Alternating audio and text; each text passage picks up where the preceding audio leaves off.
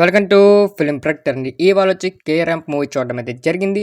ఇందులో హీరో వచ్చేసి మన అందరూ తెలిసిన మన కిరణ్ అబ్బవరం గారు. అంటే సినిమా చూసిన తర్వాత నా ఒపీనియన్ ఏంటంటే నాకైతే స్పెషల్గా నచ్చేసింది గైస్. అండ్ మెయిన్ వచ్చేసి నేను ఒకటే అనుకొని వెళ్ళాను. అండ్ మెయిన్ వచ్చేసి నాకు కామెడీతో నాకు నవ్విస్తే చాలు ఈ సినిమా అనుకొని ఒక మైండ్ పెట్టుకొని వెళ్ళాను. బట్ అది సక్సీడ్ అయ్యారు సినిమా టీం అంతా. ఎందుకంటే ఫస్ట్ నుంచి అండ్ లాస్ట్ వరకు టూ గుడ్గా ఉంటుంది. అండ్ మెయిన్ వచ్చేసి వెల్ సెటిల్డ్ కామెడీ అయితే మనకి పెట్టడం అయితే జరిగింది.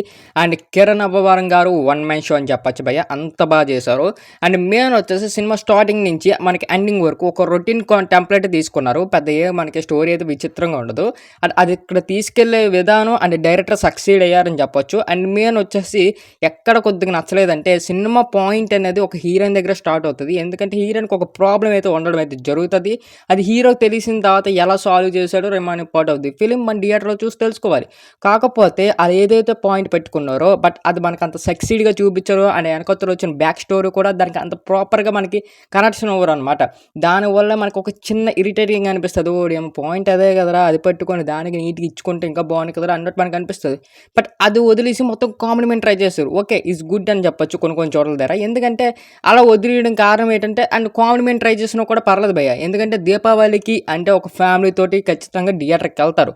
అండ్ మెయిన్ వచ్చేసి థియేటర్లో ఏది చూస్తారంటే మనకి ఎక్కువ స్టోరీ నేరేషన్ అయితే చూడరు. అండ్ కామెడీ ఉందా లేదో చూస్తారు. ఖచ్చితంగా అయితే కామెడీ ఉంది ఇందులోని. ఖచ్చితంగా ఫ్యామిలీ ఆడియన్స్ ఖచ్చితంగా ఈ మూవీ నచ్చొచ్చు. అండ్ మెయిన్ వచ్చేసి ఫస్ట్ హాఫ్లో మనకి స్లోగా స్టార్ట్ అవడం అయితే జరుగుతుంది. బట్ అలా వెళ్తున్న కొద్ది కామెడీ అయితే రావడం అయితే జరుగుతుంది. ఒక కాలేజ్ లైఫ్ కానీ అక్కడికి వచ్చి ఆ ల్యాండ్ల దగ్గర కానీ ఈ కామెడీ వెల్ సెటెడ్గా చూపిస్తారు ఫస్ట్ హాఫ్ అంతా. అండ్ ఇంటర్వెల్ బ్యాంగ్ వచ్చేసరికి రెగ్యులర్ టెంప్లెట్ మూవీ లాగా ఉంటుంది, పెద్ద మనకి అనిపించదు. అండ్ సెకండ్ టాప్ నుంచి అండ్ మెయిన్ వచ్చేసి ఒక పాయింట్ని పట్టుకుంటారు అని మన మైండ్లో అనుకుంటాం. బట్ ఆ పాయింట్ని వదిలేసి మొత్తం కామెడీ వేలో తీసుకెళ్ళిపోయారు. బట్ కొన్ని చోట్ల దగ్గర కామెడీ ఇరిటేటింగ్ అనిపిస్తుంది సెకండ్ టాప్లో ఒక 2-3 చోట్ల దగ్గర. అది వదిలేస్తే మిగతాదంతా ఓకే అన్నట్టు మనకు అనిపిస్తుంది.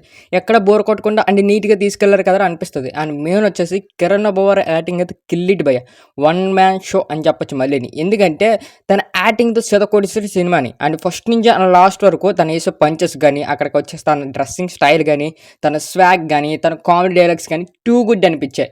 అండ్ అప్పుడప్పుడు మన ఎస్ఆర్ కన్యాల మండపంలో తనని ఇలా చూసాం, మళ్ళీ ఇప్పుడు ఆ స్వాగ్తో చూడడం అయితే జరుగుతుంది. ఖచ్చితంగా అండ్ ఇంకో మెట్టెక్కాడు అని చెప్పొచ్చు కిరణ్ అబ్బవరం గారు. ఎందుకంటే ఒక ఫ్యామిలీ ఆడియన్స్ని టార్గెట్ చేసాము అంటే మినిమం ఒక కామెడీ ఫన్ జనరేట్ చేయాలి అక్కడ. కాకపోతే అక్కడ నాకు అది 100% కనబడింది. ఖచ్చితంగా ఫ్యామిలీ అయితే నవ్వుకుంటారు.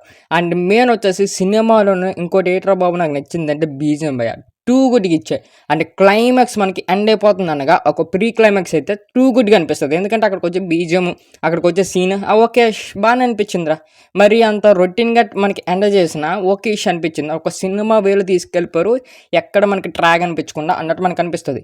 అండ్ మెయిన్ వచ్చేసి కొన్నిటికి ప్రాపర్గా కనెక్షన్ లేదు కొన్ని సీన్లకి. ఆ సీన్ ప్రాపర్గా కనెక్షన్ పెట్టుకొని నీట్గా రైటింగ్ రాసుకుంటే ఇంకొద్దిగా సినిమా బాగుంది కదా అన్నట్టు అనిపించింది నాకు.